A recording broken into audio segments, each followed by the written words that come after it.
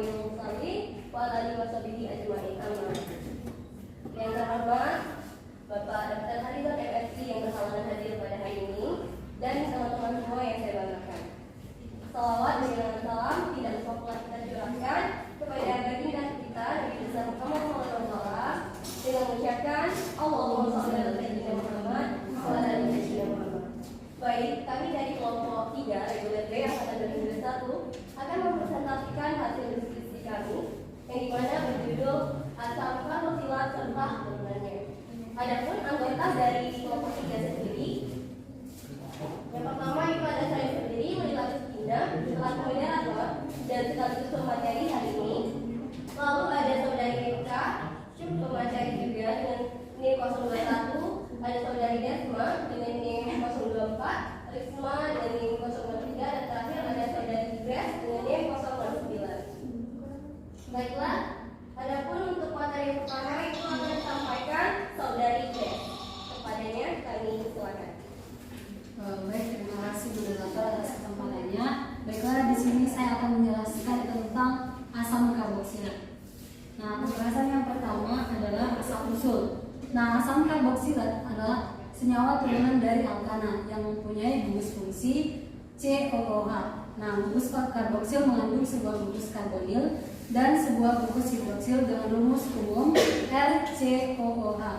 Nah, untuk struktur molekul dari asam karboksilat bisa teman-teman lihat seperti ini pada layar monitor, yang dimana gugus struktur molekulnya itu RCOOH. Nah, untuk rumus molekulnya itu CnH2nO2. Nah, nama yumak dari asam karboksilat itu adalah asam alkanoat. Nah, di sini asam karboksilat ini bisa diganti dengan H, bisa dengan alkil dan juga aril. Selanjutnya untuk kereaktifan gugus fungsi. Nah, kereaktifan gugus fungsi asam karboksilat ini tergantung atas kebebasan relatif gugus pergi yang terikat pada gugus hasil. Nah, gugus pergi yang merupakan basa lemah adalah turunan asam karboksilat yang lebih reaktif. Kebasahan relatif dari gugus pergi dapat dibentukkan sebagai berikut. Teman-teman bisa lihat di sini untuk gugus perginya itu Cl- lebih kecil dari OCr, lebih kecil dari OR, lebih kecil dari OH, dan lebih kecil dari NH2. Nah, kemudian dengan mengetahui kebasahan relatif dari gugus perginya, maka dapat diurutkan kereaktifan relatif dari turunan asam karboksilat seperti yang terlihat di sini. Dan semakin ke kiri dia itu semakin kereaktifan itu semakin meningkat. Jadi dari amida, kemudian asam karboksilat, kemudian ester, kemudian anhidrida asam, kemudian asil klorida. Nah, selanjutnya klasifikasi dari asam karboksilat. Asam karboksilat itu terbagi menjadi dua, yaitu yang pertama adalah senyawa alifatik, kemudian asam karboksilat sebagai senyawa aromatik. Nah, kalau pada alifatik itu apabila satu atom H dikeluarkan diperoleh gugus alkil yang disingkat dengan R. Nah, sementara untuk gugus fungsi yang berasal dari cincin senyawa aromatik dinamakan gugus aril yang disingkat AR. Kemudian untuk tata nama dari asam karboksilat. Nah, menurut sistem IPAK nama asam karboksilat itu adalah asam alkanoat, diturunkan dari nama alkana yang sesuai dengan mengganti akhiran A menjadi oat dan diawali kata asam. Nah, cara penamaan asam alkanoat itu yang pertama itu menentukan rantai induk, yaitu rantai C terpanjang yang mengandung gugus karboksil. Nah, kemudian dimulai dengan penomoran dari atom C gugus fungsi atau atom C gugus selalu menjadi nomor 1 sehingga posisi gugus karboksil tidak perlu dinyatakan. Kemudian urutan penamanya itu yang pertama itu dituliskan kata asam, kemudian nomor cabang, kemudian diikuti dengan nama cabang, selanjutnya nama rantai induk. Nah, di sini untuk contohnya bisa kita lihat ini ada struktur molekul. Nah, bagaimana cara memberikan kata namanya? Yang pertama kita kasih penomoran. Nah, di sini katanya kan untuk menentukan rantai induk itu harus yang memiliki gugus karboksil atau COOH. Nah, di sini kita lihat COH-nya ada di sini. Jadi penomoran dimulai dari sini. Jadi 1, 2, 3, 4, 5. Yang terpanjangnya ada 5. Selanjutnya bisa kita lihat itu merupakan rantai utama. Nah, di situ ada cabang metil dan cabang etil, sehingga namanya itu menjadi asam 3 etil 2 metil pentanoat. Nah, bisa dilihat di sini kan ada cabang etil dan metil. Karena ada 2 cabang itu diurutkan sesuai abjad. Baik, yang kedua itu tata nama asam karboksilat sesuai dengan tata nama trivial. Nah, biasanya tata nama ini didasarkan pada nama sumbernya, bukan berdasarkan strukturnya. Nah, dikarenakan banyaknya asam alkamat yang telah dikenal orang sejak lama, ya seperti terlihat pada tabel. Bisa kita lihat di sini ada rumus strukturnya. Nah, untuk struktur yang pertama ini nama trivialnya itu asam formiat atau asam semut. Nah, ini asal mulanya itu ditemukan pada semut Formica rufa. Kemudian yang struktur yang kedua itu asam butirat, dinamakan butirat karena asal mula itu butirat terdapat dalam mentega atau butter. Kemudian asam valerat.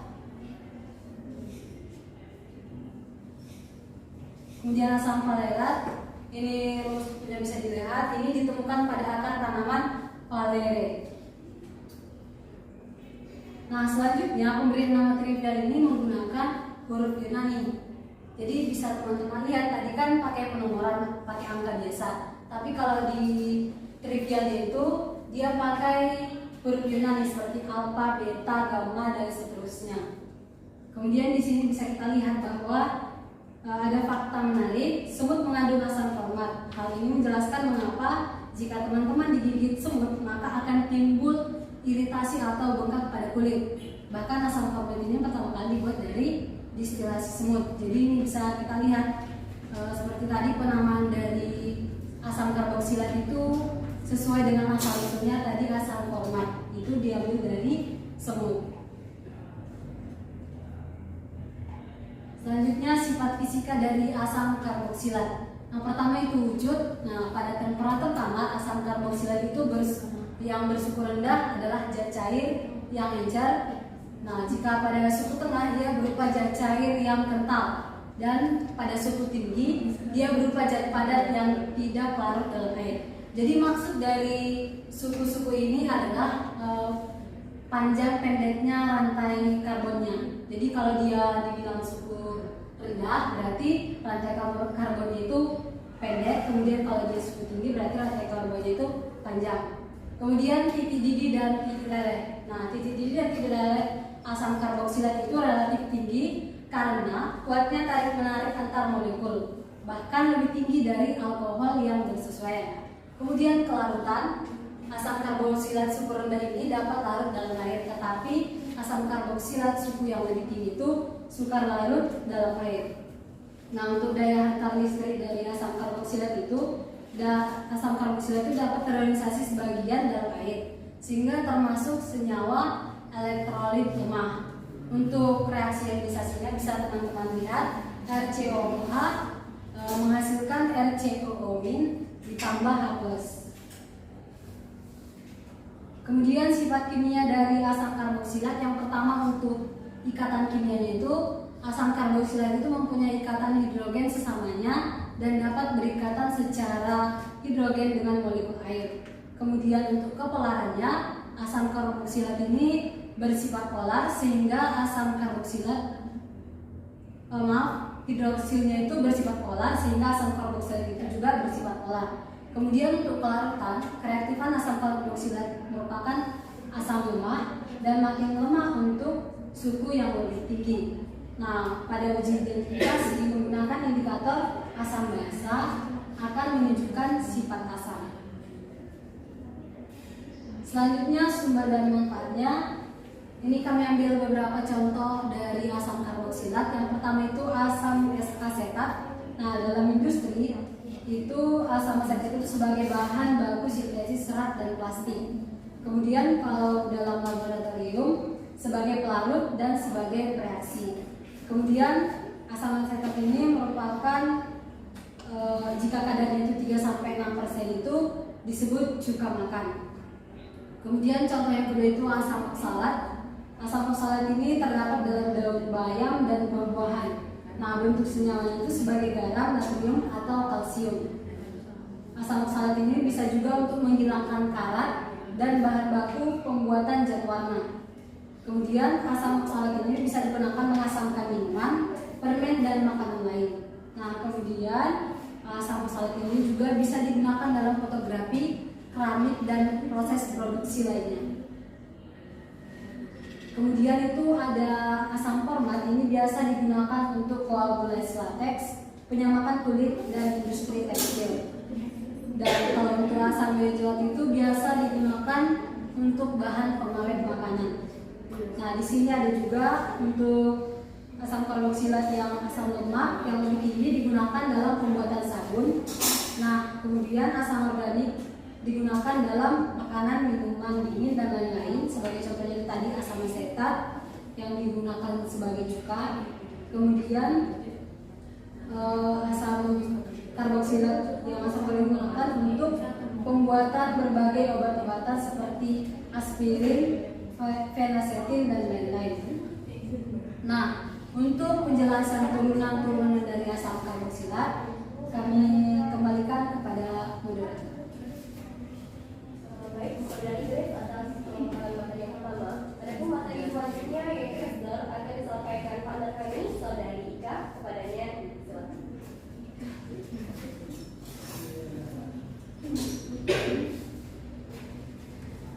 Baik, terima kasih atas kesempatannya moderator. Di sini saya akan menjelaskan turunan dari asam karboksilat yaitu ester. Nah, asal-usul dari ester. Ester adalah senyawa hasil reaksi asam karboksilat dengan alkohol. Ester merupakan senyawa turunan asam alkanoat dengan menggantikan gugus karboksil OH dan gugus OR, sehingga ester mempunyai rumus umum FCOOR. Senyawa ester ditemukan oleh seorang ahli kimia asal Jerman yang bernama Leopold Gmelin. Gmelin menamakan ester dari kata bahasa Jerman yaitu Essigator yang memiliki arti ester asetat. Adapun struktur dari molekul ester dapat teman-teman lihat pada layar. Yang ester ini juga memiliki jenis yaitu etil asetat, normal butyl asetat, dan normal propil asetat.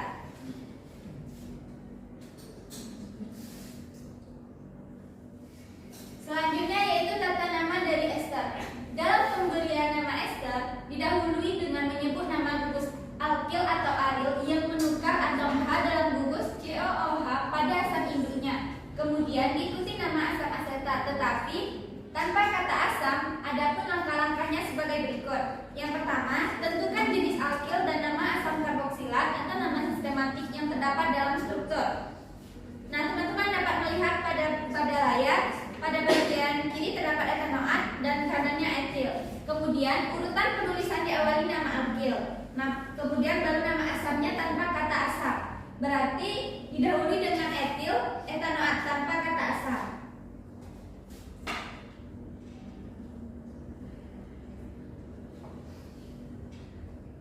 Selanjutnya tata nama menurut iup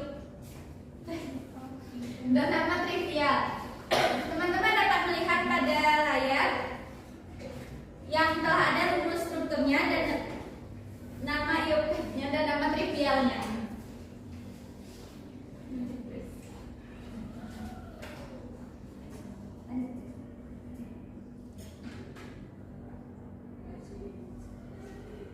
Selanjutnya yaitu sifat fisika dari ester. Yang pertama, wujud. Ester bersuku rendah berwujud cair encer. Ester bersuku tengah berwujud cair kental, dan ester bersuku tinggi berwujud padat. Yang kedua, titik didih dan titik leleh. Titik didih dan titik leleh rendah karena tidak memiliki ikatan H. Yang ketiga yaitu kelarutan. Ester bersuku rendah sedikit larut, sedangkan ester bersuku tinggi makin mudah larut. Yang terakhir yaitu daya hantar listrik, merupakan senyawa non-elektrolit. Kemudian lanjut dengan sifat kimia. Sifat kimia ester. Yang pertama, ikatan kimia. Pada ester tidak terdapat ikatan H, tetapi ada ikatan van der Waals.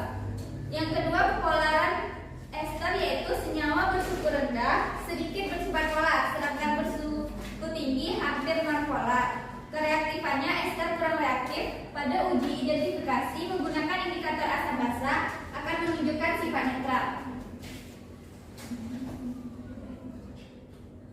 Kemudian ada sumber dan manfaat dari ester. Ester yang berasal dari buah-buahan digunakan untuk aroma atau esensi pada makanan.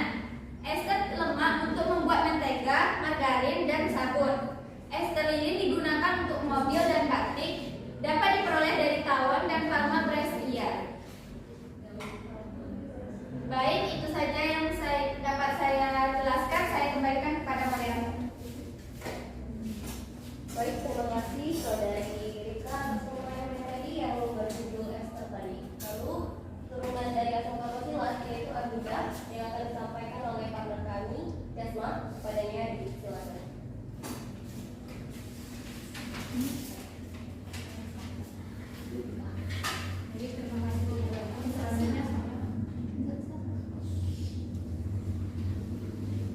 Baik, terima kasih moderator. Sekarang saya akan menjelaskan tentang amida. Asal usul amida adalah suatu jenis senyawa kimia yang dapat memiliki dua pengertian.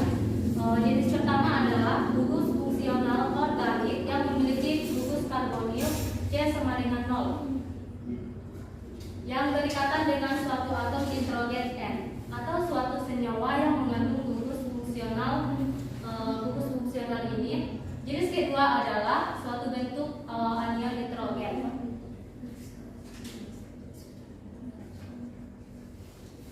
Struktur molekulnya bisa dilihat di layar monitor, teman-teman.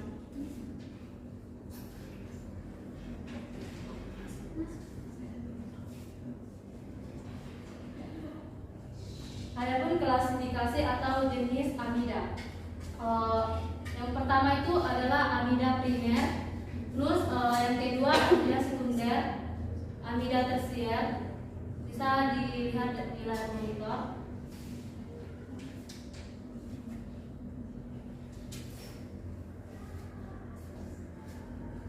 Nah, tata nama amida primer berasal dari nama impak dari asam karboksilat yang mana akhiran OAT diganti dengan amida kecuali asam asetat yang dapat langsung diberi akhiran amida menjadi asetamida.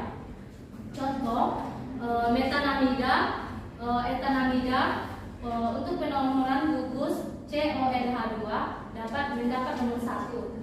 Kedua, jika terdapat substituen pada amida primer, nama substituen ditulis lebih dulu. Jika substituen lebih dari 1 dan tidak sejenis, maka penyusunannya berdasarkan urutan abjad. Selanjutnya, jika substituen lebih dari 1 dan sejenis, maka nama substituen dapat imbuhan di, tri, dan seterusnya.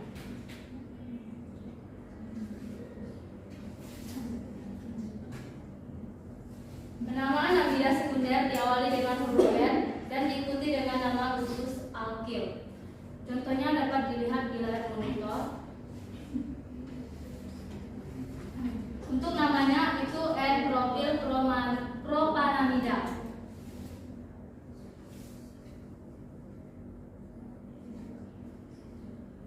Adapun sifat fisika amida ini yang pertama, mudah membentuk ikatan hidrogen, bersifat polar, titik didihnya tinggi, mudah larut di dalam air, umumnya berupa padat pada suhu kamar kecuali formaldehyde yang berbentuk cair. Selanjutnya amida tidak dapat menghantarkan listrik. Selanjutnya ketika cair adalah pelarut yang baik. Adapun sifat kimia dari amida yang pertama itu adanya gugus karbonil dalam turunan asam karboksilat sangat menentukan kereaktifan reaksi meskipun gugus karbonil tidak berubah. Yang kedua, gugus asil RC sama dengan O 0 menyebabkan turunan asam karboksilat mudah mengalami substitusi nukleo. Selanjutnya, reaksi substitusi nukleofilik pada turunan asam karboksilat berlangsung lebih cepat daripada resubstitusi nukleofilik pada rantai karbon jenuh. Selanjutnya senyawa amida jenuh rantai panjang dipakai intermediate. Adapun sumber dan manfaatnya, yang pertama, senyawa amida jenuh rantai panjang dipakai intermediate dalam prosedur produksi teks tahan air, tidak jalan atau telan. Yang kedua, sebagai bahan baku setengah jadi untuk produksi fatty nitril dan fatty amina. Yang ketiga, amida dapat digunakan untuk identifikasi asam yang berbentuk cair. Yang keempat, amida dapat digunakan untuk sintesis sindrilon. Yang kelima, dapat memperbaiki sifat-sifat dari tinta, yaitu membantu slip, mengurangi blok dan teks.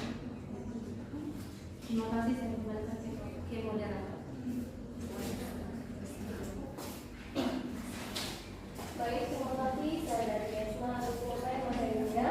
Adapun materi selanjutnya yaitu hasil halida yang akan disampaikan oleh partner kami pada Esma. Materinya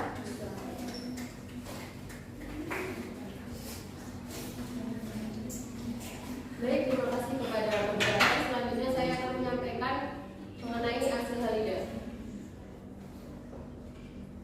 Yang pertama yaitu asal usul.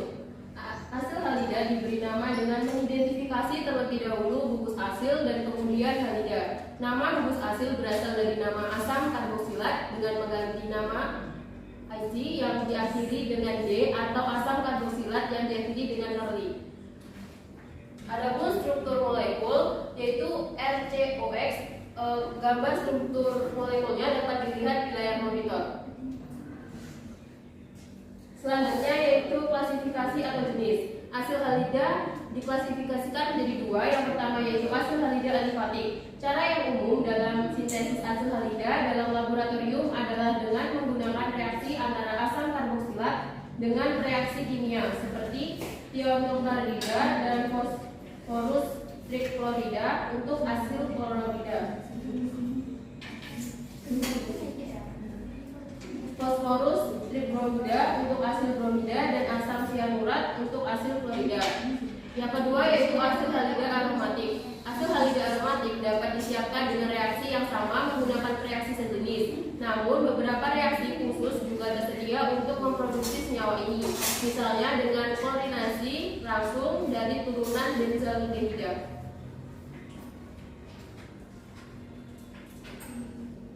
Selanjutnya yaitu tata nama hasil halida. Jika nama asamnya dengan akhiran at, maka akhiran at diganti dengan il halida. Ini merupakan penamaan secara jumlah. Contohnya yaitu asam etanoat dengan struktur molekul bisa dilihat di layar monitor, dan contoh yang kedua yaitu etanoil klorida. Jika nama senyawa memakai akhiran karboksilat, maka hasil halida diberi akhiran karbonil klorida. Contohnya asam metana karboksilat dan metana karbonil klorida yang struktur molekulnya dapat dilihat di layar monitor.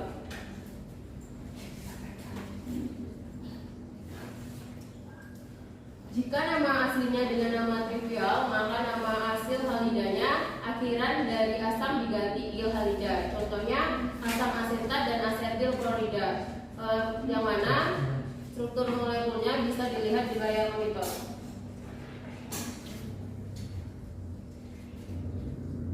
Selanjutnya yaitu sifat fisika dan kimia hasil halida. Hasil halida suhu rendah berantai pendek berbentuk cairan di udara berasap, sedangkan yang suhu tinggi atau berantai panjang merupakan zat padat larut dalam air bila berasal dari asam karboksilat dalam air, tidak dapat terionisasi. Metanoil halida tidak dapat diisolasi pada temperatur kamar, sebab pada suhu di atas 80 derajat terurai menjadi CO dan HCl. Hasil halida merupakan larutan tidak berwarna dan berbau tajam. Hasil halida atom halogen pada hasil halida sangat reaktif. Halida asam adalah halida yang paling reaktif di antara semua derivat asam karboksilat karena ia halida merupakan gugus pergi yang baik. Selanjutnya yaitu sumber dan manfaatnya. Hasil halida, pembuatan hasil halida yaitu terutama hasil klorida dibuat dari asam karboksilat dengan cara mensubstitusi halida untuk mengganti gugus hidroksil. Untuk mendapatkan asil halida yang lebih reaktif, hidroksida yang merupakan gugus energi yang tidak baik harus diubah dulu. Baik, sekian yang dapat saya sampaikan. Saya kembalikan kepada moderator. Baik, terima kasih saudari. Setelah penyampaian materinya, ada pun materi terakhir yaitu antihidrasi asam yang akan disampaikan saya sendiri.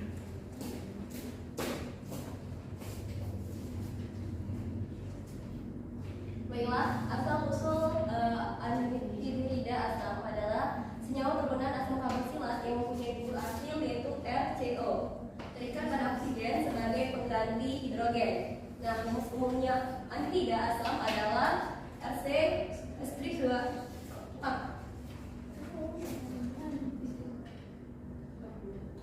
rangkap 2 O dan O rangkap 2 Cr. Nah, anhidrida asam berasal dari dua asam karboksilat yang melepaskan satu molekul air.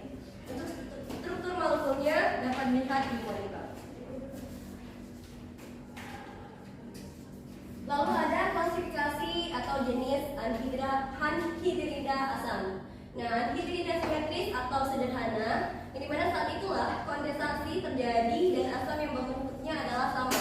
Mereka diberi nama dengan mengganti kata asam dengan anhidrida. Lalu ada asimetris atau anhidrida campuran. Mereka muncul ketika kondensasi yang terjadi adalah dengan dua asam yang berbeda dan anhidrida ini diberi nama sesuai abjad sesuai dengan urutan asam. Lalu ada anhidrida siklik. Mereka terbentuk ketika kondensasi atau siklisisasi terjadi dari diasid. Mereka dinamai dengan mengubah kata asam dan anhidrida ditempatkan dengan akhiran OAT. Contohnya itu benzoat anhidrida. Nah, sifat fisika dari anhidrida asam yang pertama itu wujud. Anhidrida etanoat merupakan cairan yang tidak berwarna dengan bau yang sangat mirip dengan asam cuka atau asam etanoat. Nah, bau ini timbul karena anhidrida etanoat bereaksi dengan uap di udara atau kelembapan dalam hidung. Itu menghasilkan asam etanoat kembali. Lalu ada pelarutannya. Anhidrida etanoat tidak bisa dikatakan larut dalam air karena dia bereaksi dengan air menghasilkan asam etanoat. Tidak ada larutan cair dari anhidrida etanoat yang terbentuk. Lalu titik didihnya anhidrida etanoat mendidih pada suhu 140 derajat Celcius. Titik didih cukup tinggi karena memiliki molekul polar yang cukup besar, sehingga memiliki gaya hipersify dan Wolff sekaligus gaya tarik dipol-dipol. Akan tetapi, anhidrida etanoat tidak membentuk ikatan hidrogen. Ini berarti bahwa titik didihnya tidak sama tingginya dengan titik didih asam karboksilat yang berukuran sama. Sebagai contoh, asam etanoat, asam yang paling mirip besarnya dengan anhidrida etanoat, mendidih pada suhu 186 derajat Celcius. Untuk tata nama anhidrida asam sendiri, pertama itu menggantikan kata asam pada molekul induk asam karboksilatnya menjadi anhidrida. Nah, misalnya itu terbentuk dari dua molekul asam etanoat, maka akan dinamai anhidrida etanoat. Lalu, jika molekulnya tidak simetris karena terbentuk dari dua asam karboksilat yang berbeda, maka persamaannya dilakukan secara alfabetik. Misalnya itu anhidrida etanoat metanoat. Karena D itu lebih dulu daripada M. Lalu, jika memiliki rantai samping atau gugus fungsi tambahan, maka tambahannya pada masing-masing rantai induk alkanoatnya, di mana C rangkap 2O adalah atom C nomor 1. Lalu, sumbang serta manfaatnya untuk penggunaan anhidrida asam sendiri. Yang pertama itu sebagai pelarut senyawa organik, yang kedua untuk membuat selulose asetat, yang ketiga untuk membuat berbagai bahan ester dan zat warna, dan yang terakhir digunakan sebagai zat pengasih jelas. Baik, terima kasih. Mungkin itu saja penyampaian materi saya.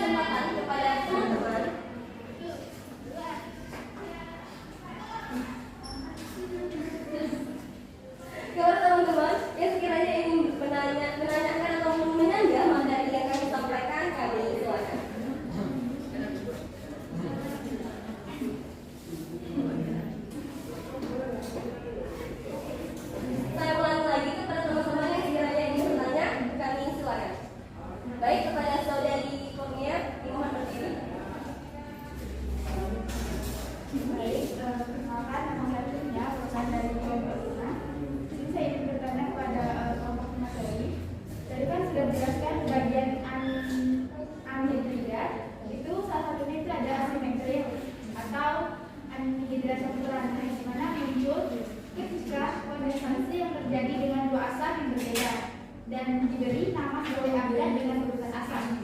Nah, saya sebutkan contoh dari asimetri tersebut serta beri penamaan. Terima kasih. Baik, terima kasih saudari Kurnia atas pertanyaannya. Baik, kami masih memberikan kesempatan lagi untuk bertanya karena saudari Kurnia sudah duluan, kami mulai. Baiklah, perkenalkan saya Nidira Mahua dengan NIM 034 perwakilan dari kelompok 2. Izin bertanya, dari materi yang sudah dipaparkan oleh kelompok 3 dijelaskan untuk mendapatkan hasil halida yang lebih reaktif, hidrolida yang merupakan gugus energi yang tidak baik harus diubah dahulu. Apa maksud dari hal tersebut? Tolong jelaskan. Terima kasih. Baik, terima kasih kembali saudari Kurnia. Ada pun teman-teman yang sekiranya masih bertanya, kami memberikan kesempatan. Oke, kepada saudari Risa. Baik, terima kasih moderator atas kesempatannya. Tadi kan kelompok 3. Sebelumnya perkenalkan, saya Nisa Sahanoya di 043. Saya perwakilan dari kelompok 4. Tadi kan sudah dijelaskan semua materi.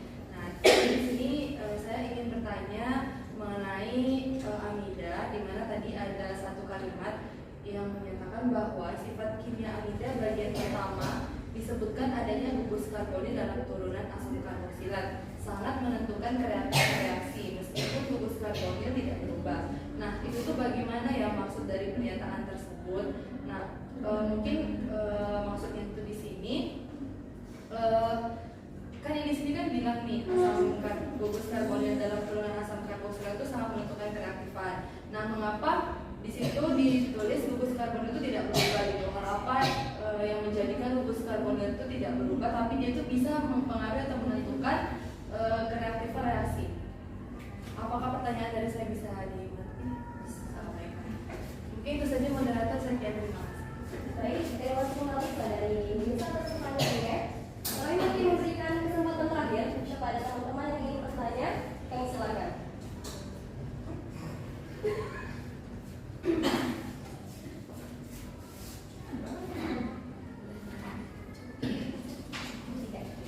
Jika tidak ada, mungkin untuk itu kami akan memberikan kesempatan kepada partner-partner kami yang akan menjawab pertanyaan dari teman-teman semua. Langsung.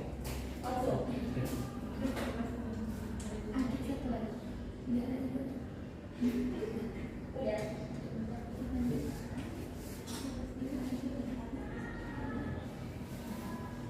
Izin menjawab moderator. Baiklah, kepada saudari Grace, kami silakan.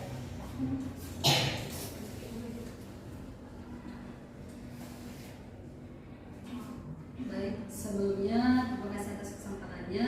Izinkan saya untuk menjawab pertanyaan dari saudari Kurnia, di mana pertanyaannya itu berikan contoh dari asimetril anhidrida atau anhidrida campuran serta bagaimana cara penamaannya. Baik, di sini saya akan mencoba menjelaskannya. Tadi kan dikatakan bahwa anhidrida asam itu terbagi menjadi 3. Nah, di sini dikatakan anhidrida simetris dan anhidrida tak simetris atau asimetris tadi. Jadi kalau anhidrida simetris itu contohnya itu misalnya kayak gini.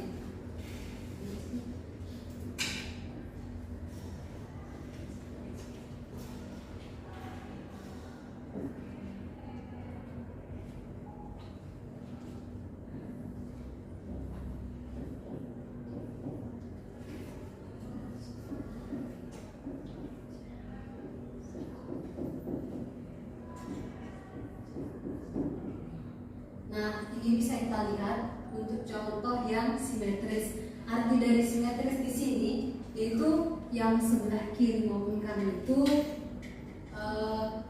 jenis yang atom karbon yang dikatakan itu sama. Di sini kan CH3, di sini juga CH3. Itu sama. Nah, untuk namanya dari sini, nama dari struktur yang ini itu anhidrida asam etanoat.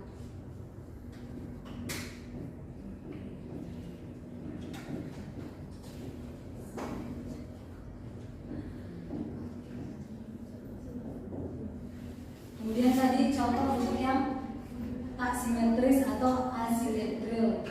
Nah, contohnya itu misalnya kayak gini. Di sini.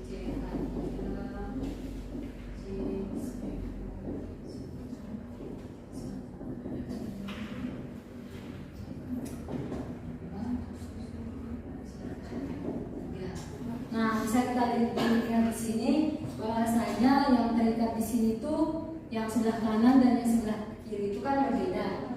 Nah, untuk penamaannya itu kita mulai dari kan ini kan kalau ini itu berarti 1, 2. Kalau 2 itu berarti eta noat. Kalau ini 1, 2, 3 berarti propa noat. Nah, untuk penamaannya itu diurutkan dari abjad sesuai abjad. Berarti kalau eta noat dengan propa noat berarti duluan eta noat. Nah, berarti namanya ini sesuai dengan aturan yang tadi sudah disampaikan berarti menjadi anhidrida. Nah, karena ini tidak simetris, jadi asamnya itu dihilangkan, ditiadakan. Jadi anhidrida etanoat propanoat. Gitu. Baik, mungkin secara yang bisa saya jelaskan, saya kembalikan kepada Baik, terima kasih saudari Grace atas jawabannya. Kami memberikan kesempatan mungkin teman-teman ada yang kurang mengerti atau ingin menambah jawaban saja, kami silakan. Baik, jika Anda kami kembalikan kepada saudari Nisa, apakah jawaban dari Nia, maksud saya, jawaban dari saudari Grace itu dapat menjawab pertanyaan Anda? Terima kasih, jawabannya sudah sangat jelas dan dapat dipahami. Baik, terima kasih kembali.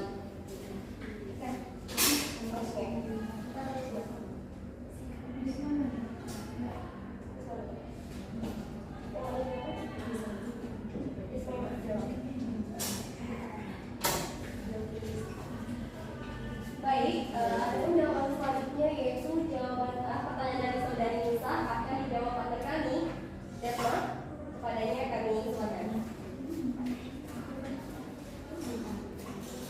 baik, terima kasih moderator. Saya akan menjawab pertanyaan Nisa. Pertanyaannya, makan pada sifat kimia mida bagian pertama disebutkan adanya gugus karbonil dalam turunan asam karboksilat sangat menentukan kereaktifan reaksi. Meskipun gugus karbonil tidak berubah. Maksud dari pertanyaan Nisa di bagian sifat kimia mida bagian pertama itu maksudnya senyawa karbon yang memiliki gugus karbonil terikat pada atom nitrogen RCONH2. Amida ini makanya bersifat netral karena gugus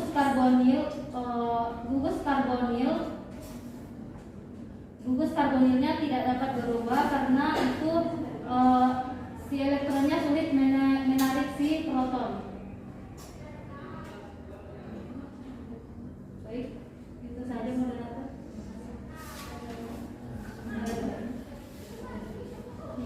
Baiklah, mungkin saudari Grace juga akan menambah jawaban dari saudari Desma. Baik, terima kasih atas kesempatannya moderator. Sebelumnya izin menambahkan jawaban dari pertanyaan Nisa tadi, yang mana pertanyaannya yaitu pada sifat kimia amida bagian pertama disebutkan adanya gugus karbonil dalam turunan asam karboksilat yang sangat menentukan kereaktifan reaksi meskipun gugus karbonil tidak berubah.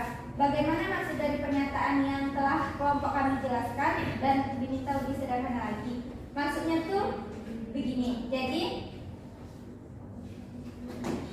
adanya gugus karbonil dalam turunan asam karboksilat sangat menentukan kereaktifan reaksi, di mana gugus karbonil itu sendiri merupakan sebuah gugus fungsi yang terdiri dari sebuah atom karbon yang berikatan rangkap dengan sebuah atom oksigen C. Nah, gugus karbonil tersebut tidak akan berubah bagaimanapun bentuk reaksinya. Jadi, gugus karbonil ini sangat berpengaruh atau sangat menentukan kereaktifan satu reaksi yang diberikan atas turunan asam karboksilat, apakah itu reaktif atau sangat reaktif bahkan tidak reaktif begitu. Begitu saya kembalikan kepada moderator. Baik, terima kasih saudari Desma atas jawabannya. Mungkin teman-teman kurang mengerti ataupun kurang puas, boleh kami beri kesempatan untuk menambah ataupun menambah jawaban saudara partner kami tadi. Izin menambahkan moderator. Baik, gimana saudari Grace? Baik, terima kasih atas pertanyaannya.